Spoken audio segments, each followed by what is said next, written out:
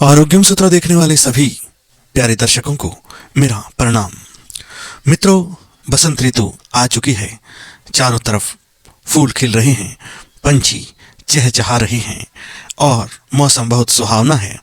लेकिन प्यारे मित्रों, इस सुहाने मौसम में भी हमें बहुत सारी व्याधियां घेर सकती हैं, क्योंकि शरीर को व्याधियों का मंदिर कहा गया है। शरीर व्याधि मंदिरम।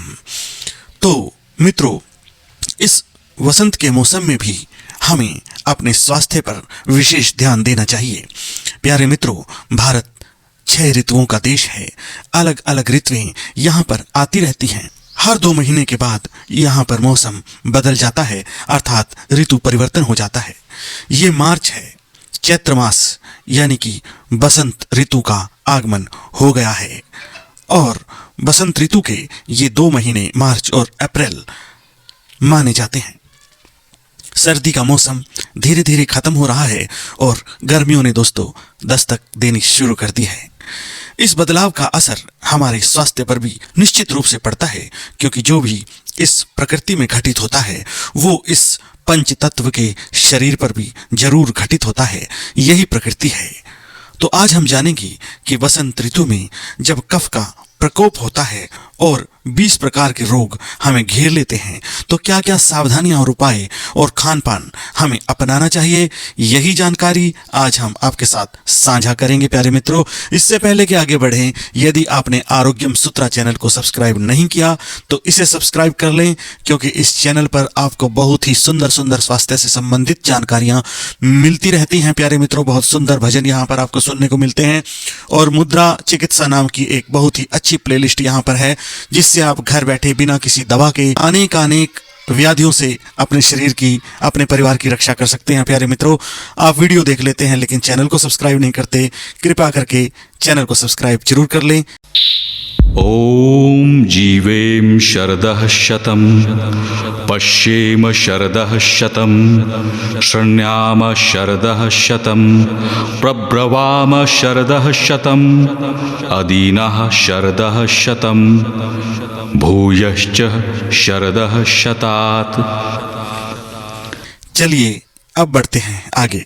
मार्च तथा अप्रैल का महीना ऋतु बसंत का होता है और जो कफ शरीर में शीत ऋतु में संचित हुआ था, अब सूर्य का ताप पाकर पिघलने लगता है, जिस कारण से हमें कफ के रोग घेरने लग जाते हैं। इस प्रकोप से हम अपने आप को कैसे बचा पाएं और क्या हमारी दिनचर्या होनी चाहिए और कैसा हमारा खान पान होना चाहिए, ताकि हम खुद को तथा अपने परिवार को इस कफ प्रकोप से, कफ की बीमारियों से बचा सकें।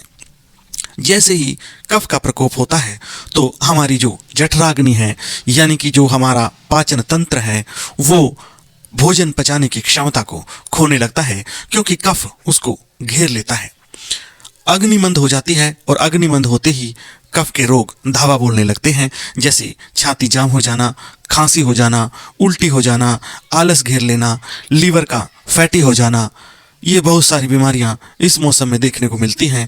बच्चों में तो विशेष तौर पर कफ के रोग उनको जकड़ लेते हैं, जैसे उनकी छाती जाम हो जाती है, नाक बंद हो जाती है, सांस लेने में तकलीफ होती है।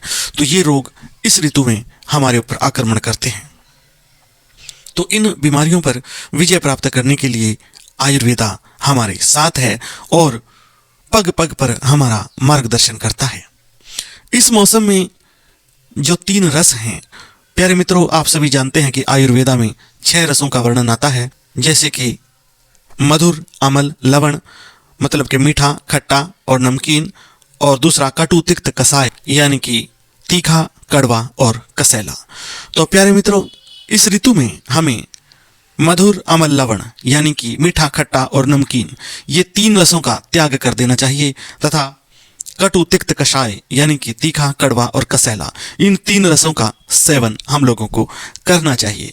प्यारे मित्रों, यदि हम इस मौसम में मधुर, अमल, लवण नाम के रस लेंगे, जैसे कि गुड़, आइसक्रीम, हलवा, टमाटर सॉस, इमली, चटनी, अचार, नमकीन, पकोड़े, फास्ट फूड, यदि हम इन चीज़ों का सेवन करेंगे तो ये सभी चीज़ हमारे शरीर में कफ को बढ़ा देंगी, जिस कारण हमें सर्दी, खांसी, जुकाम और फैटी लिवर, इन जैसे अनेक रोगों का सामना करना पड़ेगा। हमें बुखार भी हो सकता है, कफ का जो ज्वर है वो हमें घेर सकता है।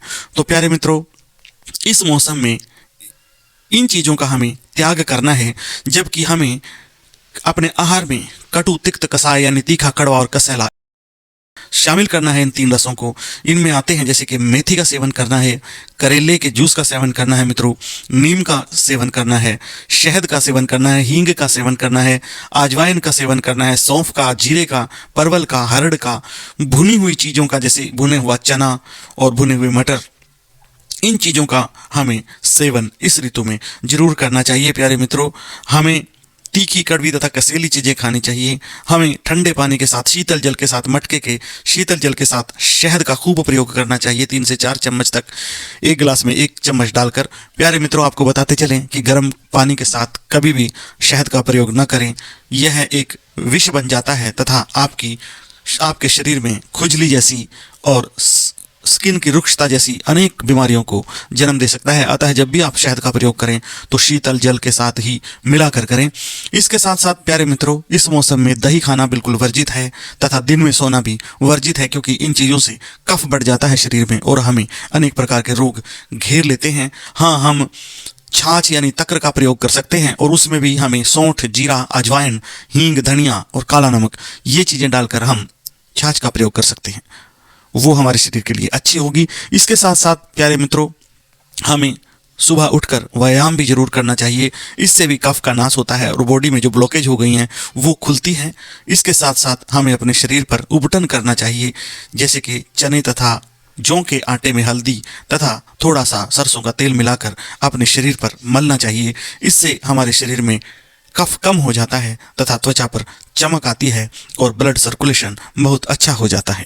इसके साथ साथ प्यारे मित्रों, हमें नीम की जो कपोले होती हैं, जो नई नई पत्तियां आती हैं, हमें 4-5 पत्तियां, 1 काली मिर्च तथा आधा चम्मच शहद, यह मिलाकर सुबह सुबह खाली पेट जरूर खाना चाहिए। इससे हमारा बढ़ा हुआ कफ कम होता है, चर्म रोग ठीक होते हैं, मोटापा ठीक होता है, पित्त बैलेंस में आता है, ब्लॉकेज जो हैं शरीर की वो खुलने लगती हैं, जो फैटी लीवर है वो ठीक होने लगता है, मलेरिया, ज्वर जैसे जो रोग हैं वो हमसे दूर रहते हैं।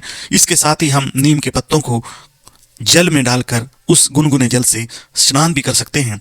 इससे हमारे शरीर में होने वाले फोड़े, फुंसी, जो कि स्किन डिसऑर्डर होते हैं, वो हमसे दूर रहेंगे। इसके साथ साथ हरड़ का सेवन हमें जरूर करना चाहिए, जिससे हमारे शरीर में जमा कफ अधोमार्ग से बाहर निकल जाता है। और इस प्रकार से प्यारे मित्रों, हम वसंत ऋतु में, जो कि एक बहुत ही सुंदर ऋतु है, एक स्वस्थ जीवन और आनंद पूर्वक जीवन जी सकते हैं।